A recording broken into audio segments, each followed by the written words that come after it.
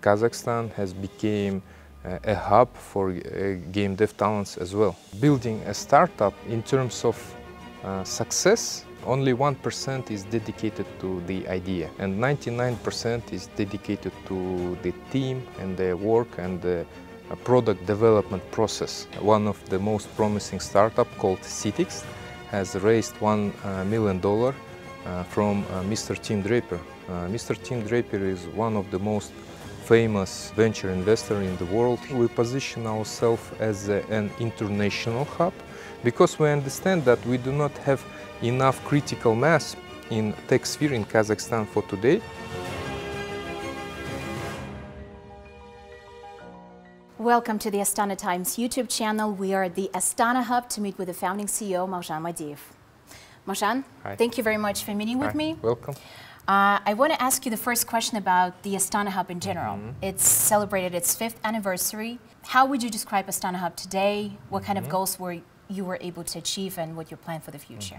Astana Hub, first of all, it's a big community of tech talents. We could say that today we have more than 1,400 tech companies as our residents and hundreds of startups more to be a part of our ecosystem, and they generate almost $900 million of total revenue annually. This year we're going to exceed $1 billion of revenue in general, and hopefully we will gain a goal to reach $1 billion of export revenue, which is our main goal. That's very ambitious. I want to know about the budget of the Astana Hub. Is it self-reliant or does it still, relies on budgetary funds? I know that 1% of the revenue of the residents finances the hub in general. Can you explain this for us? Originally, we are a government-owned organization, and of course we have government support, including some state budget. But year by year, the part of this budget is decreasing and the part of our own funds is increasing.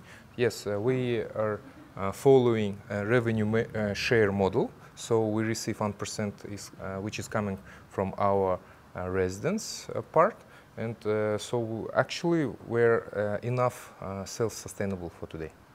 That's great. Thank you.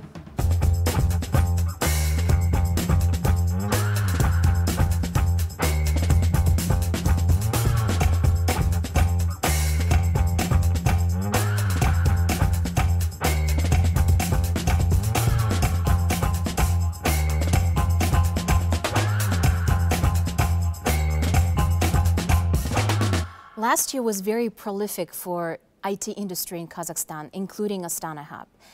Draper University and Astana Hub launched together a program, Hero Training.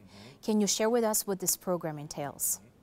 Yeah, I think it's one of the most significant programs within the Astana Hub ecosystem because we provide an opportunity to our youth, to startups, to go to Silicon Valley and to catch their chances to build a global company. And we are proud that we brought 30 startups, not only from Kazakhstan, but from the whole region, I mean Central Asian region, plus Mongolia, Azerbaijan and Turkey, to Draper University in the middle of Silicon Valley. And some of them raised some funds. For example, one of the most promising startups called Citix has raised $1 million from Mr. Tim Draper. Mr. Tim Draper is one of the most famous venture investor in the world. He was the early investor in SpaceX, Tesla, Skype, Baidu, and many other companies. And we are very proud and happy that finally we have in our portfolio the project who has raised such high-level investments. But this was not only the one program provided by Astana Hub. Another one, we have opened our own hub over there. We call it Silk Road Innovation Hub in a partnership with a local team with Mr. Aset Abdualiyev. So there is a small place for our startups, Central Asian talents to gather and to collaborate. right over there. And now we're discussing new ideas to provide more tools in order to help startups go abroad and scale globally. You said that countries like, part of Central Asian countries, Mongolia, joined this program. Was there like a goal to include them too? Is there a goal for Astana Hub to become like a driving force in the region? I'm just interested. Yes, since very beginning we position ourselves as an international hub, because we understand that we do not have enough critical mass in tech sphere in Kazakhstan for today, and we need to acquire talents, we need to attract talents from the region and from the whole world. It's very beneficial for our industry and our community. We met so many talents coming from Tajikistan, Uzbekistan, Mongolia. Now I have so many Mongolian friends which build amazing products in tech sphere. And today, Astana Hub and Kazakhstan and Astana as a capital, well known in all this region as a destination for tech talents.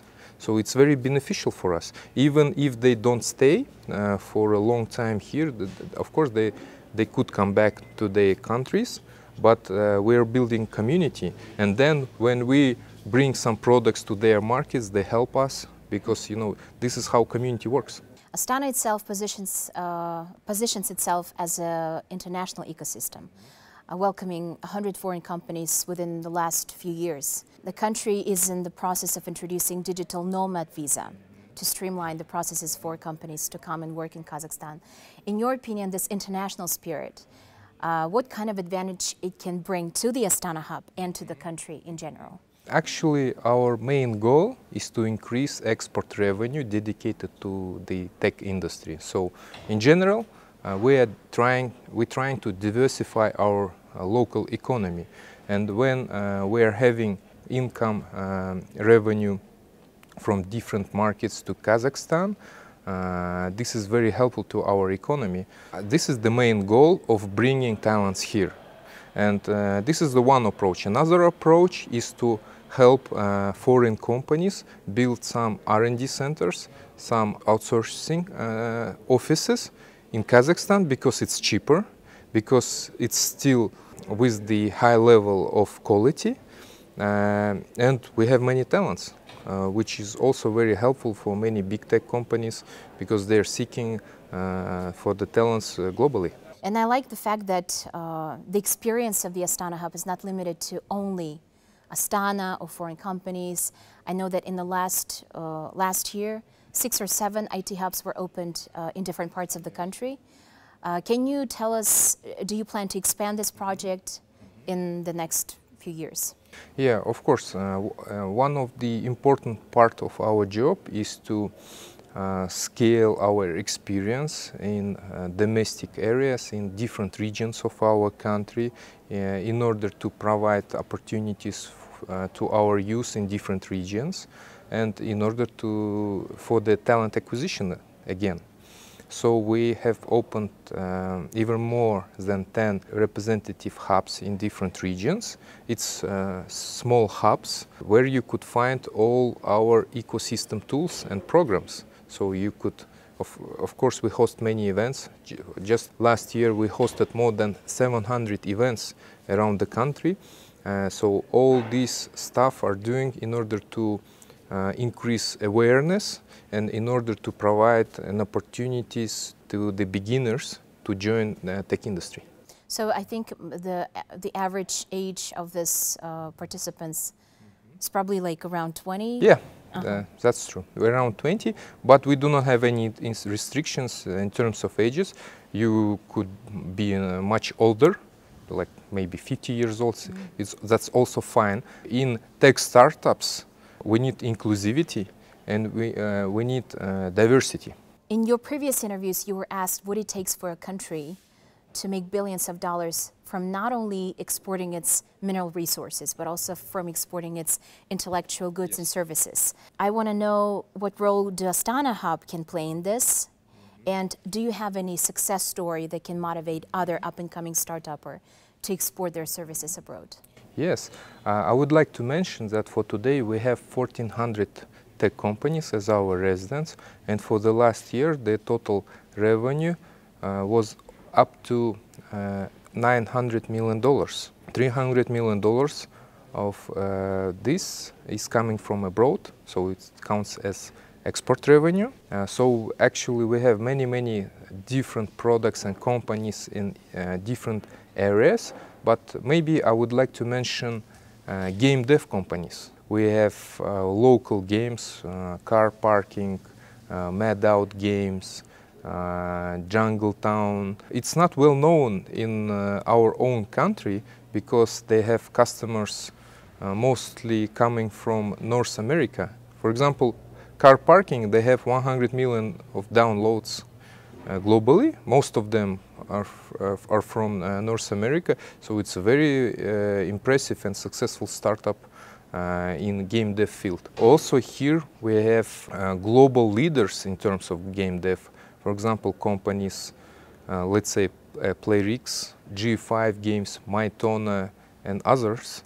So today, Kazakhstan has become a hub for game dev talents as well. I didn't know that. That's curious and interesting. So you mean game development? They developed this game from scratch in Kazakhstan? Within Yes. the Astana Hub walls? Only 100 companies physically located at Astana Hub because we have some restrictions in terms of space, and the rest, 1,300 companies, they're located all over the country, which is good because we work on the extraterritorial principle. Some of them has been developed within the Astana Hub walls, some of them with some of our support, some of them are not, but they still part of Astana Hub ecosystem because we host many events, we host forums, we provide zero tax regime and many other tools. So anyways, somehow they are connected to us. Can you elaborate a little bit more about the digital nomad visa? President just today actually, he again mentioned this this visa. I know that it's not yours, like specifically under your authority. Or is it? Yeah, actually, it's one of the initiative which started at Astana Hub. I could explain why. As I mentioned, talent acquisition is one of the main part of our job. We realized that it is really not easy for the foreigners to come and stay in Kazakhstan for a while or for a long period of time because of some restrictions and some migration procedures. Mm-hmm. So we have some instructions from our Ministry of Digital Development and government to solve this bottleneck. And so we have designed a concept of digital nomad visa, or we call it digital nomad residency, in order to become more hospital, to become with high level of hospitality, to provide high level hospitality to our foreign talents and guests. I know that you yourself played a major part in developing a platform, Naimi.kz, and you have a big experience of communicating with startuppers. And I wanted to know, is there a difference between a creative genius and a startupper? Because I myself don't see a big difference. If we're coming back to Naimi.kz, it was something, the essence of the platform is to find help. But it was something that was in the air. It wasn't something like extraordinary. But you were able to find this ordinary thing that everybody needs and develop it into a platform. So can you tell me, is there a difference? Actually, building a startup in terms of success, only 1% is dedicated to the idea, and 99% is dedicated to the team and their work and the product development process. I know that there are many other intentions to build similar startup, but most of them has failed because of many reasons. So of course, the main criteria, key criteria, is to become successful, is to build the right team. Mm-hmm. So again, human capital, again talents, is the key criteria for the success. But can you tell me how, for example, let's go into the mind of a startupper. How do they see the world? How do they think, and what we ordinary people can learn from them? Like me, I'm an ordinary person. I count myself as an ordinary person as well. I think the main difference between tech entrepreneurs and other people is that tech entrepreneurs, they are looking for new ideas in terms of business models. So they use ordinary things, for example, mobile app, or like some algorithms to bring into our everyday life. Mm-hmm. So that's the main difference. And of course, we have to understand that only 0.3% of startups, startup intentions are becoming successful. So only one of 300 intentions become successful. So these guys are really ready for these ventures, ready for these high risks of failure. Maybe this is like the main difference between tech talents and the rest people. Mm-hmm. Thank you very much for your interview. And catching this opportunity, I would like to give you a small souvenir. Mm-hmm. We just celebrated 5 years anniversary of Astana Hub, so we issued the book. This is the story about us, about our ecosystem. And maybe I can learn something from you guys and become more resilient, because I think that's the biggest thing in startup and Astana Hub. The resilience is key. Thank you very much. Thank you. Thank you.